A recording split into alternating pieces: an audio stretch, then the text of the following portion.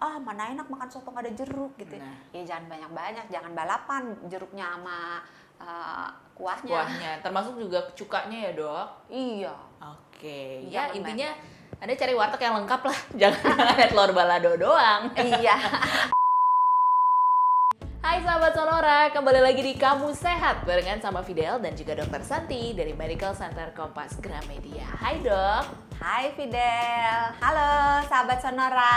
Apa kabar dok San? Luar biasa baik. Ih kalau dok San tuh baik terus ya, sehat terus ya dok. Nggak ada tuh cerita dok San asam lambung gitu ya? Ada nggak sih kalau bandel. Oh wow, ternyata dok San pernah nakal guys. Tapi kalau Ingat, lakukan apa yang dokter katakan, bukan melakukan apa yang dokter lakukan.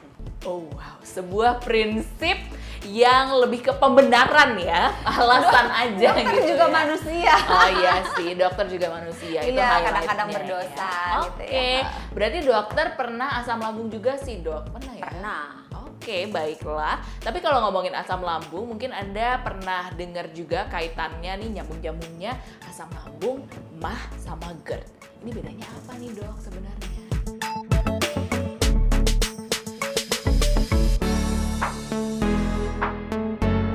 Bingung ya? Bingung. Iya, karena istilah dalam bahasa awam itu memang membingungkan dan membuat kerancuan. Gitu ya.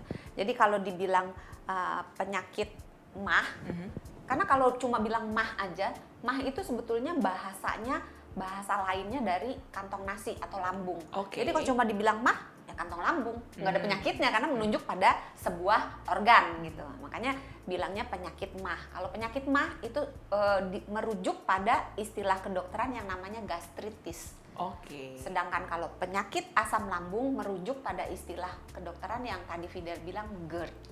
Oh, berarti Jadi, penyakit asam lambung beda. itu GERD, sedangkan penyakit MAH itu adalah gastritis. Iya. Oke, dibedakan. Tapi kalau sekarang kita akan membahas fokusnya ke asam lambung ya dok. Ada nggak sih makanan yang perlu dihindari, makanan atau minuman begitu ya, yang perlu dihindari oleh seseorang yang menderita penyakit asam lambung? Apa nih dok? Sebetulnya pantangannya kurang lebih sama sih antara yang GERD dengan yang gastritis. Oke. Nah, pantangan minuman dulu ya. Boleh. Jadi kalau untuk minuman nih, kita sebaiknya menghindari minuman dengan kandungan alkohol, dengan kandungan kafein, dan minuman dengan soda. Kalau gitu intinya minum air putih. Ya. Wow.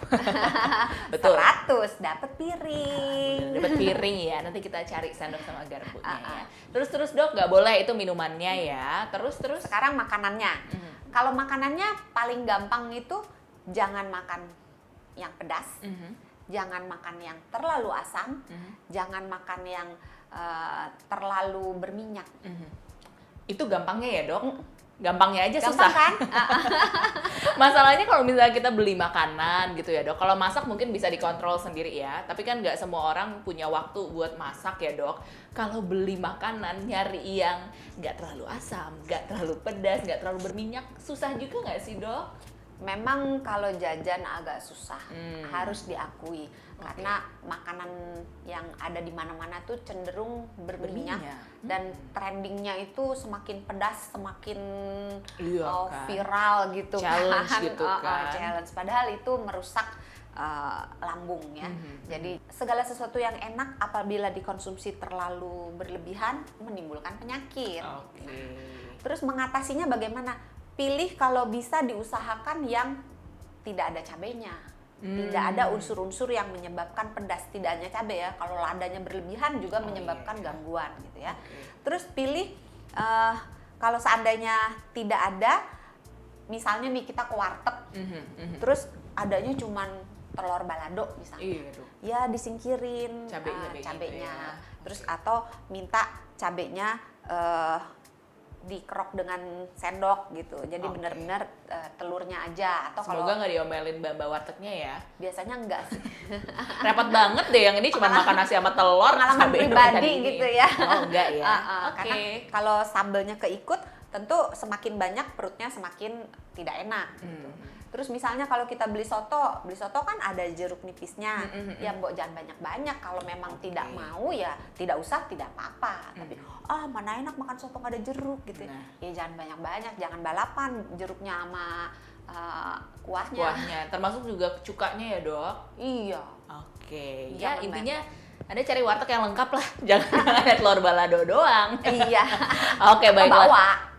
Iya, lebih baik kayaknya bawa bekal aja ya. Iya. Jadi kita tahu apa yang ada di dalam makanannya gitu, kandungannya ya dok? Iya, betul. Oke, kalau itu yang harus dihindari. Selain itu ada tips-tips yang perlu diperhatikan buat penderita penyakit asam lambung nggak nih dok? Iya, sebenarnya penderita asam lambung itu paling baik kalau dia makan dalam jumlah sedikit. Oh, malah harus sedikit ya? Tapi sering. Jadi mungkin tiap 2,5 jam, 3 jam makan sesuatu. Jadi makan pagi, makan besar ya, makan siang, dan makan malam. Terus di tengah-tengah itu boleh ditambahkan dengan snack. Jadi antara makan pagi dengan makan siang 1 kali snack, antara makan siang dengan makan malam 1 kali snack, antara makan malam sebelum tidur 1 kali snack, boleh gitu. Nah, dengan catatan snacknya jangan yang tinggi kalori. Oh, oke. Pisang aja 1 boleh nggak? Kalau untuk pisang, beberapa orang mengalami perut yang tidak enak sesudah makan pisang, tapi beberapa makan pisang malah enak. Nah, susahnya gini, pantangan terhadap makanan yang menyebabkan gangguan lambung, menyebabkan mahnya kumat, itu sifatnya individual, pribadi. Jadi mungkin buat saya kalau lagi perutnya nggak enak, lagi melilit gitu, sakit gitu, perih, mungkin saya kalau minum susu jadi enak. Atau orang yang lain mungkin kalau minum teh jadi enak. Tapi buat orang yang lain lagi, kalau minum susu tambah parah gitu. Ya? Iya, jadi buatlah jurnal makanan apa dan minuman apa yang memicu menambah parah sakit lambungnya, dan makanan mana yang minuman mana yang rasanya kok enakan gitu kalau habis. Oh, iya. Berarti disesuaikan dengan individu masing-masing aja ya, dok? Iya. Oke, baiklah. Ada lagi dok tipsnya mungkin buat penderita penyakit asam lambung? Makannya pelan-pelan. Nah, jangan ke susu. Kalau ke susu banyak angin yang masuk, bisa bikin perutnya nggak enak. Gitu. Terus karena makanannya dikunyah dan tidak dengan sempurna dengan gigi di mulut, maka ketika tertelan membuat si lambung bekerja lebih keras karena bentuknya belum terlalu halus, ya. Terus makanlah dengan rutin. Jadi jangan suka telat makan, aduh lagi nggak sempet gitu kan, terus nggak makan. Ganjel-ganjel aja dulu dengan sesuatu yang gampang gitu. Terus jangan lupa kalau habis makan kita jalan. Jalan kaki gitu dok, keliling-keliling rumah gitu? Iya, terserah mau kemana aja boleh. Tapi jangan keluar-keluar ya, kan lagi pandemi. Oh iya, kalau mau keluar ya jangan masker. lupa pakai masker. Oke. Nah, terus jangan lupa juga ini berlaku lebih khususnya untuk penderita asam lambung. Jadi yang GERD. Itu kalau habis makan jangan langsung berbaring. Karena kalau dia berbaring, maka secara gravitasi si asam lambung itu sulit berada di bawah. Karena kalau kita berdiri begini, dia di bawah ya? Karena cairan kan akan menempati bagian yang terbawah gitu. Sehingga si asam lambung ini nggak sempat naik ke atas.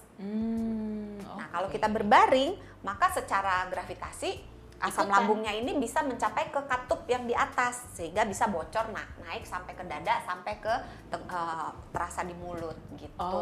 Oke. Berarti kalau habis makan jangan tiduran dulu, jalan-jalan tadi itu ya dok. Berapa lama dok? 2 jam. Waduh. Ya Anda 2 jam sambil bawa laptop gitu sambil kerja mungkin bisa enggak ya? Agak kurang. Oke. Oke, itu tadi tips-tipsnya. Bisa disembuhkan nggak dok? Pertanyaan terakhir nih. Atau perlu dijaga aja? Nggak bisa sebetulnya kalau sakit mah itu dia ada beberapa macam. Ada mah yang akut, ada mah yang kronis gitu. Bisa disembuhkan kalau kita tahu penyebabnya. Penyebabnya macam-macam. Ada karena bakteri, ada karena misalnya dia makan obat-obatan yang sifatnya asam. Nah, untuk sahabat Sonora yang konsumsi obat-obatan, perhatikan kalau begitu kita konsumsi obat-obatan kok perutnya nggak enak gitu, lapor ke dokternya. Mungkin obatnya itu sifatnya asam, atau lihat ngintip di bungkusnya, itu kalau ada tulisannya titik-titik nama obatnya apa, kan keriting tuh namanya tuh ya, Iya, agak apa-apa pusing gitu. hafalnya. Oke. Belakangnya aja intip. Kalau ada tulisannya H, C, L, itu artinya asam. Atau namanya ada titik-titik-titik acid, nah itu sifatnya asam. Atau pakai bahasa Indonesia dia asam apa-apa gitu, nah itu sifatnya asam. Nah, penderita sakit mah yang agak parah, kalau diberi obat-obat seperti itu tuh bisa terpicu. Atau orang yang normal diberi obat-obatan yang ada HCl-nya bisa terpicu. Tidak semua ya, kalau dia sensitif bisa terpicu. Nah kalau dia penyebabnya itu karena obat-obatan, obatnya dihentikan ya dia sembuh. Atau misalnya dia ada bakteri. Nah kalau bakterinya diobati, diberi antibiotik, sembuh juga gitu. Oke, jadi penting untuk cari tahu dulu nih penyebabnya apa dari penyakit asam lambung supaya bisa disembuhkan. Tapi sambil menunggu mencari tahu penyebabnya, jangan lupa dipraktikkan tadi tips-tips dari Dokter Santi, apa yang harus dihindari dan bagaimana pola makan yang baik untuk penderita penyakit asam lambung.